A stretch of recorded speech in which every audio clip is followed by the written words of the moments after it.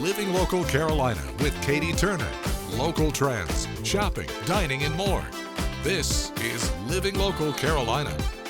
I am here today and I'm so excited to be with True Soul Band. Oh my goodness, you guys definitely have that soulful sound. And we're in this fabulous studio. I don't want to leave. You can stay, you can stay, you can stay. I want to stay. I want to stay, back. hang out, and just listen to this wonderful music. So Dorian, tell me about your background as a musician. When did you start playing the guitar? Oh man, as long as I can remember. I can remember my dad having us like the quartets, like the Jackson 5. We coming up, I'm playing the bass, my brother on the guitar, my brother and sister, everybody singing. So we used to go around singing as a family. Really? Called the Salmon family, yes. So. Wow, singing all kinds of music? Nah, we was doing gospel. All right we was doing now. Gospel. Both of my parents are ministers. I understand. You know, they say that gospel is the foundation. Yeah, it's in me. It's in me. That is so good. And so how long have you been, like, when did you start desiring to actually have your own band? I was in, I guess, years ago, I was in a boy band. So I always wanted to do music. Didn't know it was going to come to this point, this level here. Right. But I was always in a group. I was always following my dream. So right. I guess since you started, I started, you just always kind of knew you wanted to evolve. I wanted and to be in music. Continue to expand. Yes. So I know that you love soul music. Tell me why you chose that genre of music versus all the other genres. Well, we can't help it. It's in us. It's just part of us. You know, I don't care if it's country, whatever. It's gonna be so. It's gonna have some soul because we can't. Yeah, we just can't help it. It chose us instead of we choosing it. It chose us. Yes, so perfect. Well, I am so excited to have an opportunity to sit down with you guys and learn about this amazing band, and your sound is so unique. So this was great. I'm excited to spread it out to you because it's very unique. I love these guys. Yes. And so we have a bass player, drummer. And how long have you all been playing and singing together? The band has been together 19 years. Wow. 19 years. We started 19 years ago, and we here today still kicking it. 19 years. Yep, 19 years. That's a long time for a band. It's a blessing. It was all a dream. Like Biggie would say, it was all a dream. Then it came. And it came together. Yeah. Well, we have more amazing soul music for you right here on Living Local Carolina. I'm with the True Soul Band, and I have just had an amazing time. Sharita, how are you? I'm doing good, and you? Good. How long have you been singing? Oh, gosh. Let's see. 48 minus... Probably. I would say maybe 7, 8, something like that, maybe. Really? Since you were 7 or 8 years old, did you grow up like singing in the church or just singing at different events? Singing in church, singing on the porch. Right. All of the above. Right. Anyway, they say, Sharita, sing something. Well, yeah, I would say maybe 12 or something, singing like leading songs on the choir. Really? Yeah. Have you always just loved music? Yes. What do you love most about music and performing? I guess I love mostly like big voices, unique voices, and just how it just touches, you know, it'll touch you, it touch your soul, whatever. Right. And I know you all have been traveling and singing together for 19 years, and then you work with your husband. Yeah. How is that? You know, working with your husband, traveling and singing, how's that work? That's about the answer. That's a good question, huh? Well, it has its ups and downs, right? Because like I learn a lot from him, and we, you know, piggyback off of each other whenever it comes to the music. With him being a musician, I can read. I know where he's going. I know, you know, good. So I can follow the lead a little bit. So. Wow. Well, I have enjoyed myself. This has been so awesome. The music is great, and just to see the chemistry that y'all have together is so inspiring.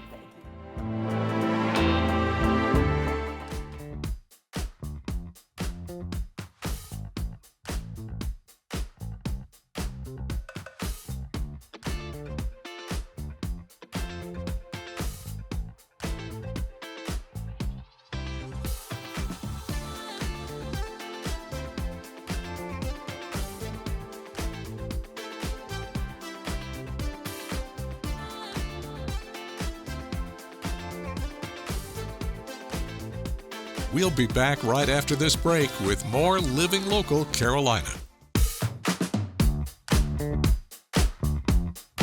Well, I'm back today at the Myrtle Beach Colored School Museum and Education Center, and I'm joined by Cookie. How are you, Cookie? I am well. How are you, Katie? I'm doing great. Yes. But tell me, where are we standing right now? So right now we are standing in the Museum of African American History at the historic Myrtle Beach Colored School Museum and Education Center. Yes. So there's really several spaces, but the one is dedicated to the former students of the color school, and then this is African American history, where Doc Shee Moore serves as the curator, and it talks about or shares our life, the life of African American people in Africa prior to enslavement, and as dark, you know, as it was, it's part of history. So we share a little bit about slavery itself, and then some of the significant people, Frederick Douglass, Harriet Tubman,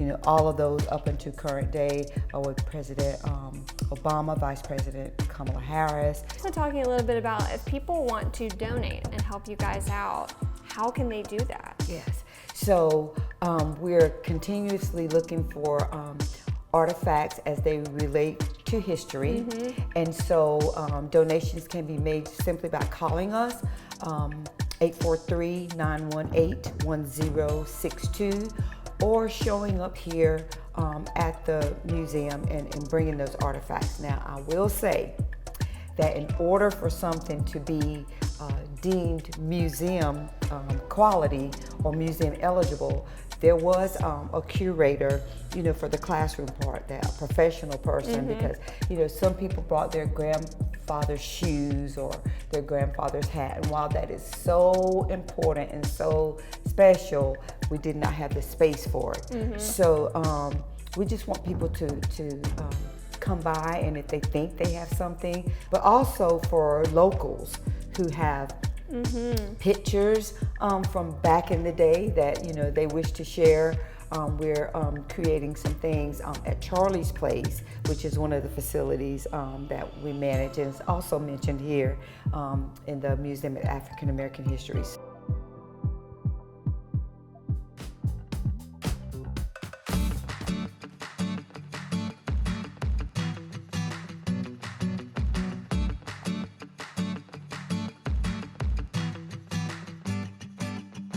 Well, today we are getting messy. I am at Studio 4319. I'm with Michelle. How are you? Good, thanks. How are you? I'm doing a lot better now that I'm here, if I'm being honest. Great. Well, you know. We have had so much fun this afternoon. We have been creating and getting messy, and this is what you do every day. Every day, all day. All the time. It is my favorite thing ever. Tell me about your job and what you do. Well, we have, it's an art studio, art playground. We have classes from 18 months all the way up to adult classes, 18 months to 101. We teach Mommy and Me classes. All of our classes are process-based art, so that means that we're not focused on the end result. We're about the process. So even with the kids, they get really stuck on that. It has to be perfect. But when you take that pressure off and say we're just focusing on the process, it takes away that perfectionist feeling, and that, you know, it's okay if it doesn't look amazing at the end, because everything that happened in the process was so much better. That's the art. Yes. Frame Your Beach. So this is a resin, and we used a variety of supplies. We have shells, this is some kind of jewelry string, and then epoxy resin is something that you would normally see that people are doing in molds. They go on the tumbler cups now. These things are epoxy resin.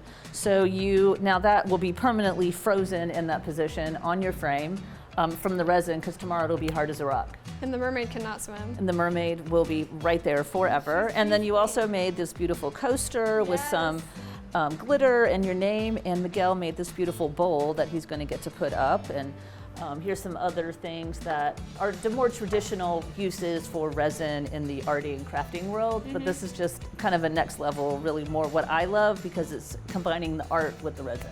This was therapeutic for me, Very if much, I'm being absolutely. honest. Yeah, definitely. I feel like you probably come across that quite a bit with people Absolutely. who come take classes Oh here. yeah, it is very therapeutic. Where can people find out more information about your classes? My website is studio4319.com. We're also on Facebook and Instagram, and my number is 843-400-3045. We have it all. It's really amazing.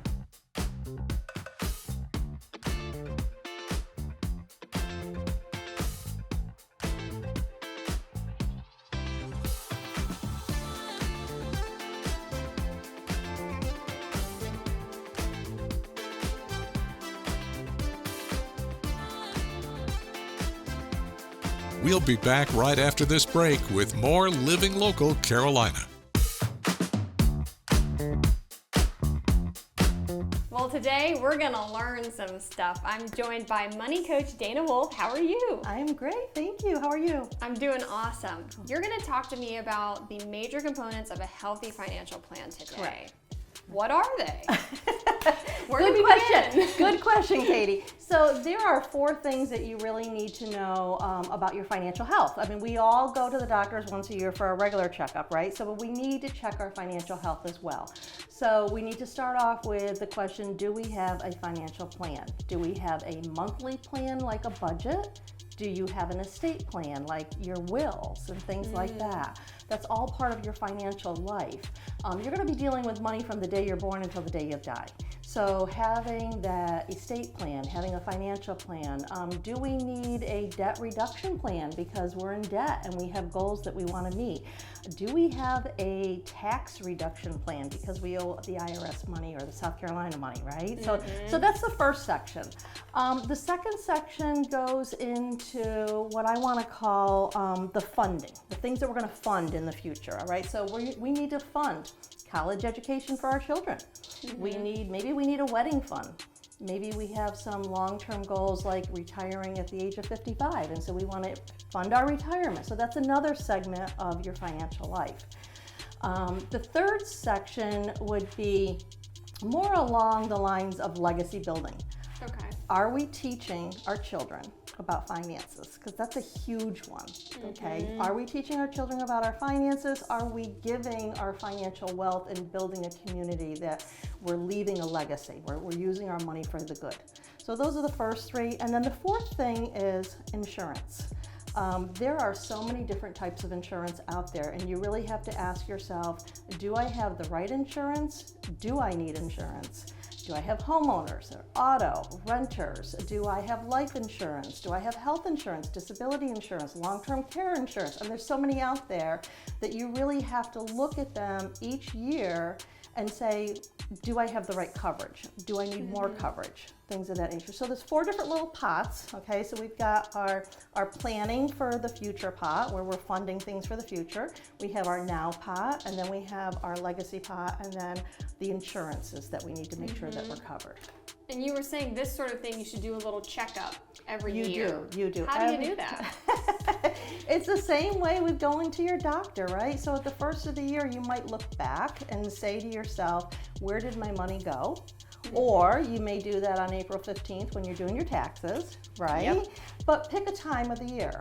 When it comes to insurance, for example, if you know your registration is due in June and your insurance is due in June, you want to start looking 30, 60 days prior to that at your automobile insurance. Do you have the right coverage? Maybe we want to change our coverage because we have an emergency fund, and so we can change our deductible, get a lower premium if we're looking at it. Anytime there is a life change in your family, if you have a new child, if you get married, if you move, as you're turning 65, there are different things when it comes to health insurance that you have to be, paying attention to. So it has to be something that works for your schedule. Don't try to look at your finances the day before you go on vacation. But pick something, whether it's the first of the year so that you can take a look back and you can say, oh, this is where I was, this is where I want to be this year. Maybe it's over a long holiday weekend where you're just sitting around and you're like, okay, July is almost over. I got 6 months to the end of the year. Where am I? Am I meeting my goals? Do I need to change things? Do I need to change my plan? And when it comes to teaching our children, that's an everyday thing that has to happen all the time.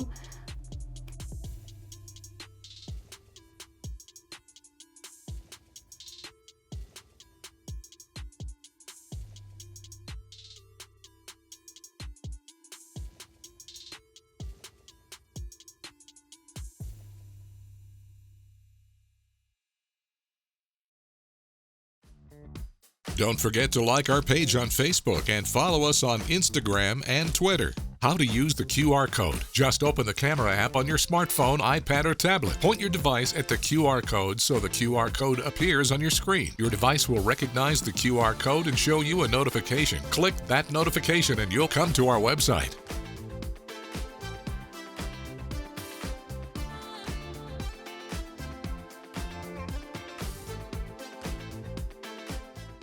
Living Local Carolina, weekday mornings at 9:30 on WBTW News 13.